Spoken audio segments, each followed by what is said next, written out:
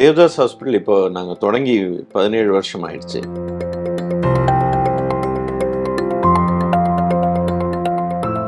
ஒரு நடுத்தரமான மக்களுக்கு, ஒரு எல்லாருக்கும் நம்ம மருத்துவம் போய் சேரணும், ஒரு மல்டி ஸ்பெஷாலிட்டி ஹாஸ்பிட்டலாக ஸ்டார்ட் பண்ணோம். ஸோ இது 200 படுக்கைகள் கொண்டது.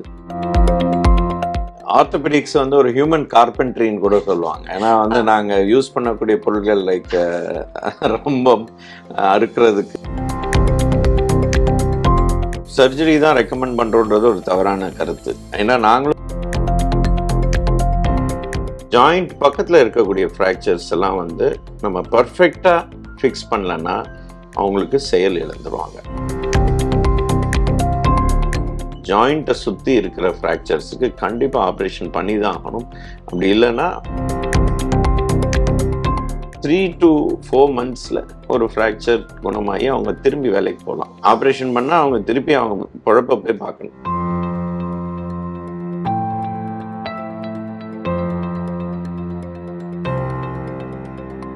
ஆனந்த வீடன் வியூவர்ஸ்க்கு வணக்கம். நான் உங்க ஹர்ஷா. இன்னைக்கு நம்ம எங்க இருக்கோம் அப்படின்னு பாத்தீங்கன்னா மதுரை தேவதாஸ் ஹாஸ்பிட்டல்ஸ்ல தாங்க இருக்கோம். இன்னைக்கு நம்ம தேவதாஸ் ஹாஸ்பிட்டல்ஸோட வைஸ் சேர்மன் அவர்கள் சதீஷ் தேவதாஸ் டாக்டர் தான் நம்ம பார்க்க போறோம். அவர்கிட்ட இன்னைக்கு நம்ம இன்ஜினியரிங் இன் மெடிசன் அதை பத்தி நிறைய கேட்டு தெரிஞ்சுக்க போறோம்ங்க. ரொபாட்டிக் சயின்ஸ் மெடிசனுக்குள்ள எப்படி சர்ஜரிஸ்ல எல்லாம் அவங்க ரொபாட்டிக்ஸை எப்படி இம்ப்ளிமெண்ட் பண்றாங்க அப்படின்றதுல நம்மளுக்கு நிறைய டவுட்ஸ் இருக்கு. அதெல்லாம் தான் இன்னைக்கு நம்ம வீடன் நேயர்ஸ்க்காக கேட்டு தெரிஞ்சுக்க போறோம். வணக்கம் டாக்டர். வணக்கம். தேவதாஸ் ஹாஸ்பிட்டல் அதுக்கான ஒரு கதை அண்ட் கடந்து வந்த பாதையை பத்தி நம்ம தெரிஞ்சுக்கலாம். தேவதாஸ் ஹாஸ்பிட்டல் இப்போ நாங்கள் தொடங்கி 17 வருஷம் ஆயிடுச்சு. ஸோ தேவதாஸ் ஹாஸ்பிட்டல் எப்படி தொடங்கினோம்னா, ஒரு மதுரையில் ரொம்ப high end surgeries, high end ட்ரீட்மெண்ட்லாம் பண்ணுறதுக்கு ஒரு சில மருத்துவமனைகள் இருக்கின்றன. அதை விட்டால் கவர்மெண்ட் ஹாஸ்பிட்டல் இருக்குது, சின்ன சின்ன நர்சிங் ஹோம்ஸ் இருக்குது. ஸோ ஒரு நடுத்தரமான மக்களுக்கு, ஒரு எல்லாருக்கும் நம்ம மருத்துவம் போய் சேரணும் அப்படின்றதுக்காக நம்ம தேவதாஸ் ஹாஸ்பிட்டல் ஒரு மல்டி ஸ்பெஷாலிட்டி ஹாஸ்பிட்டலாக ஸ்டார்ட் பண்ணோம். ஸோ இது 200 படுக்கைகள் கொண்டது. ஸோ அதனால் நமக்கு எல்லா ஃபெசிலிட்டிஸுமே இங்கே இருக்கின்றன. ரைட் ஃப்ரம் ஹார்ட் ட்ரீட்மெண்ட்லேருந்து கார்டியாலஜி, நம்ம கேத் லேப் இதெல்லாம்லேருந்து தொடங்கி ஆர்த்தோபெடிக்ஸ். அஃப்கோர்ஸ் நானும் என்னுடைய ஃபாதர் எல்லாமே டாக்டர் தேவதாஸ் அவர்கள் எல்லாமே ஆர்த்தோபெடிக் சர்ஜன்ஸ். ஸோ எங்கள் ஆர்த்தோபெடிக் அண்ட் எமர்ஜென்சி டிபார்ட்மெண்ட்ஸ் ரொம்ப ஃபேமஸ் இந்த ஏரியாவில். என்னுடைய தந்தை doctor A Devadas Madurai medical காலேஜில் ப்ரொஃபஸராக இருந்தாங்க.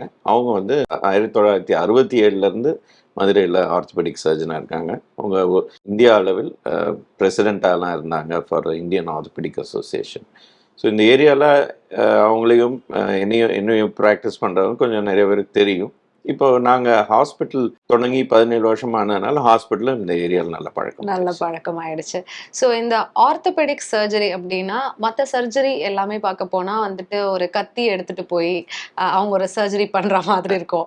பட் ஆர்த்தோ சர்ஜரி மட்டும் எங்களுக்கு என்ன ஒரு பெரிய வியப்பான ஒரு விஷயம் பார்த்தீங்கன்னா, ஒரு 3-4 மணி நேரம், ஒரு 6 மணி நேரம் அந்த சர்ஜரி போகிறத நாங்கள் பார்த்துருக்கோம்.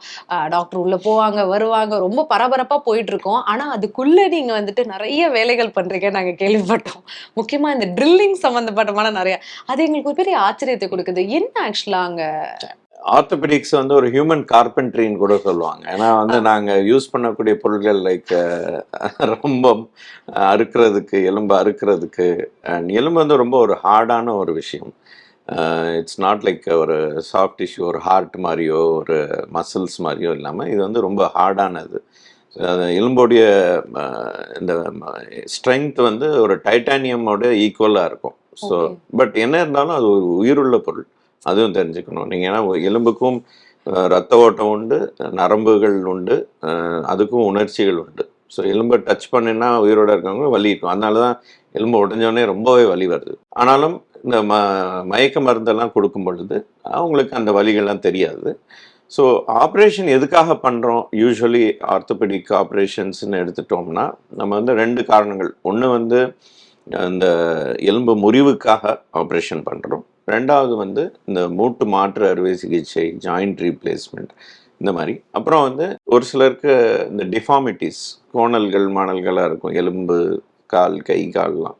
ஸோ அதெல்லாம் சீர்திருத்துறதுக்கும் நாங்கள் ஆப்ரேஷன் பண்ணுறோம். அதாவது டிஃபார்மிட்டிஸை சரி பண்ணுறதுக்கு ஸோ இதுதான் 3 type of broad categories. So fracture சர்ஜரின்னு வரும்பொழுது எலும்பு உடையும் பொழுது அதை ஒன்று சேர்க்கிறதுக்கு ஆப்ரேஷனில் நாங்கள் சேர்க்கறதுக்கு பிளேட்ஸ் அண்ட் ஸ்க்ரூஸ் யூஸ் பண்ணுவோம். பிளேட்னா சாப்பிட்ற தட்டு கிடையாது, இது வந்து ஸ்டெயின்லெஸ் ஸ்டீலான தட்டையாக இருக்கக்கூடிய பிளேட்டு. அதில் வந்து இதுவும் ரொம்ப ஸ்பெஷலி டிசைன், இதுக்கெல்லாம் இன்ஜினியரிங் வந்து ஏரோப்ளைன் இன்ஜினியர்ஸ் பண்ணி கொடுத்ததை வச்சு தான் 1960s ஸ்டார்ட் பண்ணது இது, ஜெர்மனிலேருந்து. ஸோ அது அப்படியே கொஞ்சம் கொஞ்சமாக டெவலப் ஆகி இன்றைக்கி ரொம்ப பர்ஃபெக்டாக வந்திருக்குது. ஸோ இந்த பிளேட்ஸ் அண்ட் ஸ்க்ரூஸ் வந்து நம்ம பாடியில் ஃபிக்ஸ் பண்ணுறதுக்கு, போனில் ஃபிக்ஸ் பண்ணுறதுக்கு நம்ம ட்ரில் யூஸ் பண்ணி தான் ஆகணும். முன்னாடி அந்த காலத்தில் வந்து நாங்கள் படித்த காலத்தில், எங்கள் அப்பாவோட காலத்துலலாம் கையில் வந்து அந்த நீங்கள் சுற்றிக்கிட்டே இருப்போம். இப்போ நீங்கள் எலக்ட்ரீஷியன், பிளம்பர்லாம் பிளாக் அண்ட் டெக்கர் ட்ரில்லெல்லாம் வச்சுருக்க மாதிரி எங்களுக்கு இன்னும் கொஞ்சம் ஹைலி சொஃபிஸ்டிகேட்டட் ட்ரில் மெட்டீரியல்ஸ் எல்லாம் இருக்கின்றன.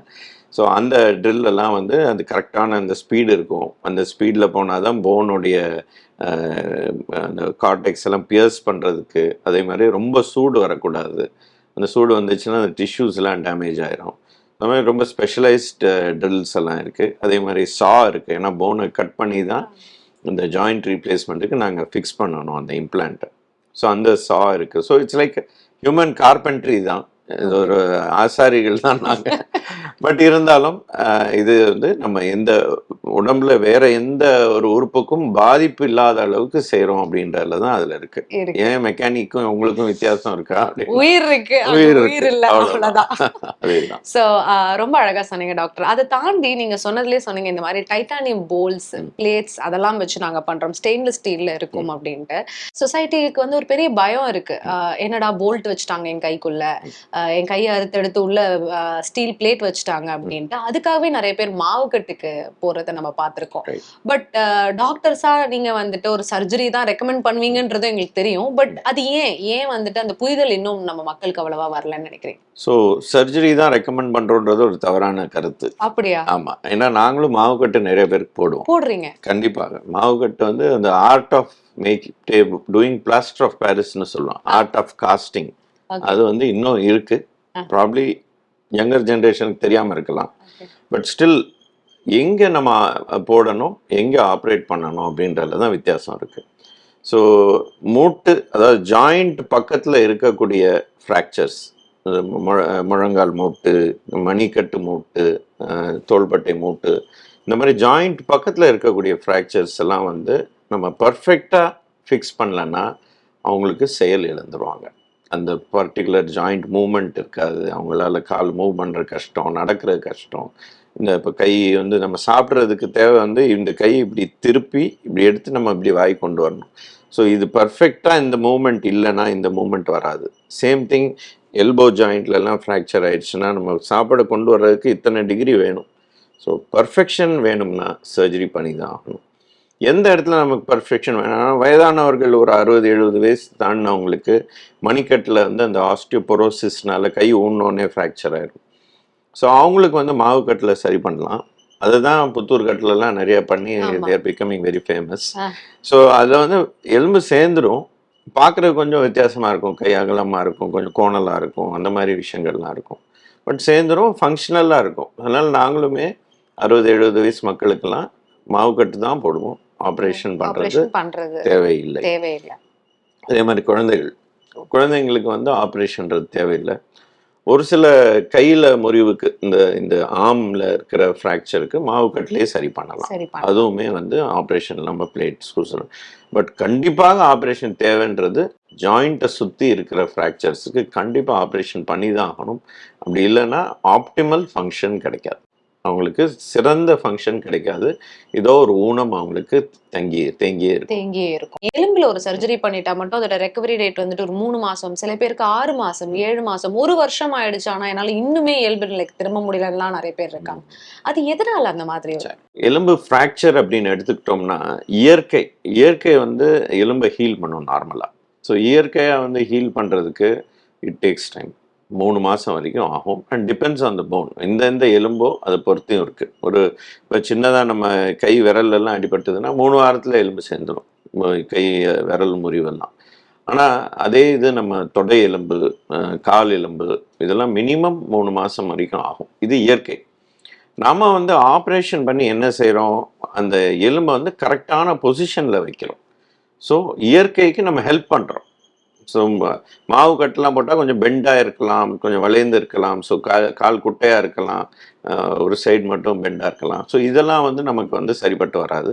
ஸோ அதனால் இயற்கைக்கு நம்ம ஹெல்ப் பண்ணுறதுக்காக இந்த பிளேட் போடுறது, இந்த ராடு வைக்கிறது, இதெல்லாம் வந்து நம்ம பண்ணுறோம்.